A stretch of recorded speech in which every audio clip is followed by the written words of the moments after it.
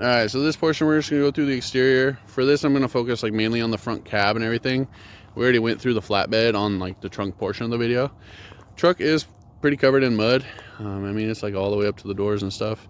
So I mean, you can tell there is like some scratches and scuffs all throughout this paint. Some of it catches your nail. You can just feel it under your finger. I did notice this hood does not sit down very flush. Sometimes they take the hoods off for work, so it looks like the hood's been off. Could have also been related to this front corner that we found on the damages here. So you can see where there's some like seam sealer, which is never normally there, and then they cut some of the front for this aftermarket bumper. You can see where this thing has taken some hits. It's honestly like together really well, but it has taken some hits. Like those are folded metal, so she's done her job. You can see some of the bends on the rail and everything, so like the frame rails that it's bolted to. Headlights have some hazing. Everything works light wise, which is really nice. The grill here has been replaced, but this is kind of just flopping on the hood here. Mirrors all do what they're supposed to, except that passenger one doesn't go up and down. I kind of explained that on the interior, but here's more. See how you can kind of see like scratching underneath the dirt. I'm not gonna like rub all this dirt off. One thing I did want to point out, they have like this nice lift pump set up here. Basically like filters fuel, moisture, all that kind of stuff.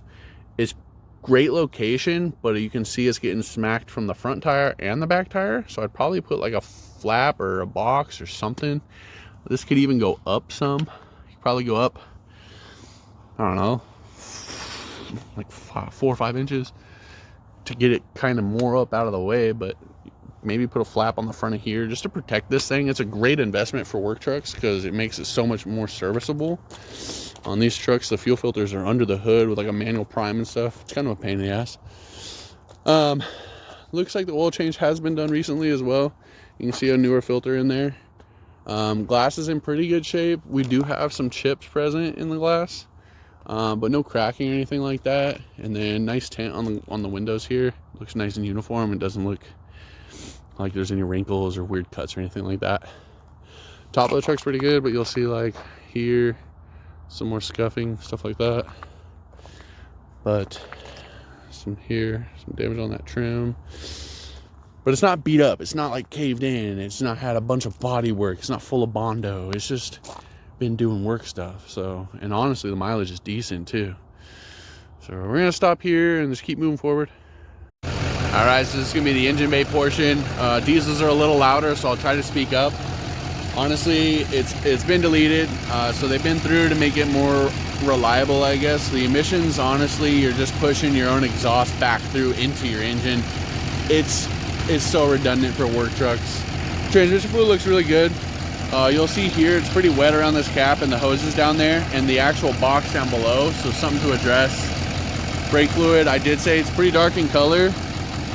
Chevys will start turning like green over time. Basically, it's just the moisture. It's doing its job, but you lose a little bit of performance if that gets too bad.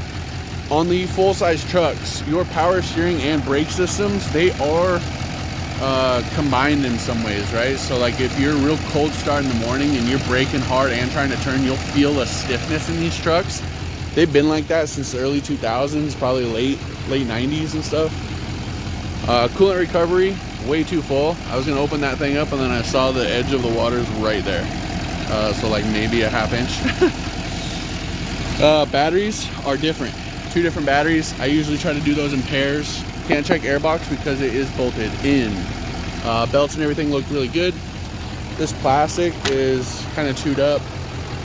The grill's been replaced. On the hood, you'll see on the exterior, there's like a little bit there, but overall, pretty much doing what it's supposed to. Yeah, not bad. Starts right up. Don't have any weird idles. Doesn't surge at all. Compressor and everything kicks on like it should. I did figure out our washer fluid spraying out of here. I did talk about that at some other point, but just so you know, it's coming out of this hose, like right out of here. Just move on from the engine bay here. All right, so this is going to be under the truck. We always try to get this video of what it looks like underneath. I always start from the front here so you can kind of see if anything's hanging down or any kind of wet spots or anything dripping. All looks pretty good. You'll see like a good amount of surface rust. The wax on these frames goes away after like 5 years. I usually just recommend keeping up on the undercoats. They do pretty well with these trucks. Pretty dry under there. That's what we like to see. Control arms and everything look pretty good. Suspension looks good. I'm gonna pause here and go to each like lift point for the body on the cab. So this is gonna be the frame. It's gonna be your transmission pan there, oil pan here, and then torsion bars. I always like to look down in here. So basically we're looking at the inside lip for any kind of rust or peeling or damage. It all looks really good on the cab, both sides. Come back here to the corner. It's really good. That's what we like to see. Alright, tank is all in good shape. Suspension all looks really good. And we're gonna go straight from the back. Alright, so here's your spare. It is a fresher tire on there.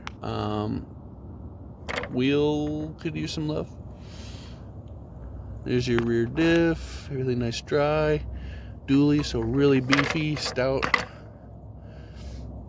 They still have the, basically the tips on these are supposed to let air come in through that vented, this end here, to kind of help with the pulling out of the gases, and like I think it's supposed to stop with heat on that exhaust gas too. Here's your hitch, like I said, mounted to the frame underneath the flatbed. So really good. Underneath the bed looks really good too, without any like flaps on the tires or anything. I thought it'd be a little more beat up than it is, but it looks really good. All right, we're on the passenger side. We're gonna try and get in here a little deeper. You can see your drive line. It's got the nice one piece, and then the exhaust here. You can see it's all the way up there deleted. And here's your frame and everything. Grab some images of the cab. Good shape. And I'm gonna go to the front here. All in really good shape still. And then you can kind of see up in there, that's gonna be the piping from the exhaust. So straight pipe, fully deleted. I don't know if where you live or however that goes where you're at, but most of the trucks in this area are gonna be deleted. And most guys don't want to deal with that hassle. All right, so we're gonna do our interior real quick. I always start with the wheel. So you've got your cruise control settings here, phone controls, and then radio controls. Nothing on, yeah, the back of the buttons, they do work with the aftermarket head unit. Sorry, I had to double check that. I wasn't sure if I did that or not. Current mileage, we're at 138, 197. Low fuel light was on when I picked it up. Check engine light was on when I picked it up. Truck was running when I picked it up, so it has been warmed up.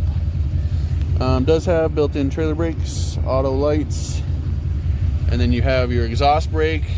The pedals move. You know how that goes if you have one of these. These I would just leave off because of the flatbed. Here are some of the buttons that I was saying are kind of worn on the climate control. All of this works. You have dual zones, and then the aftermarket radio. And then this is what I was talking about with the backup camera. It looks like you could add one. They just didn't with the flatbed, I'm sure. And then I'm gonna pause here. We're gonna go from looking outside in. All right, standing at the driver door here. So your door cards, auto window on the driver, down. And then you gotta manually hold them all up. All these switches work.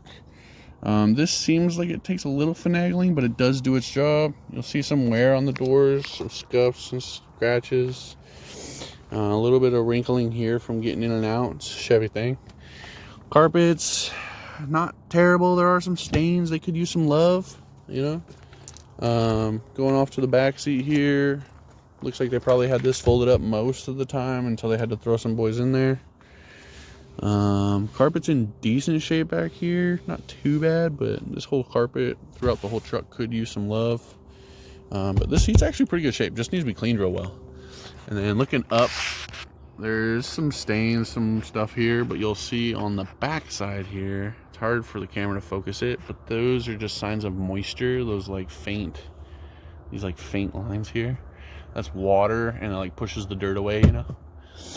You can kind of see it in a few different places on the truck. So just something to make sure you're not getting water intrusion that just ends up getting moldy, and then you get, you know, see where it's starting to come down to where your connectors are and stuff. Just kind of watch out for stuff like that. We're gonna switch sides. All right, we're at the passenger rear here. Same story, pretty good shape. This is a single jumper, so I'll fold this up. You got your jack and everything under there.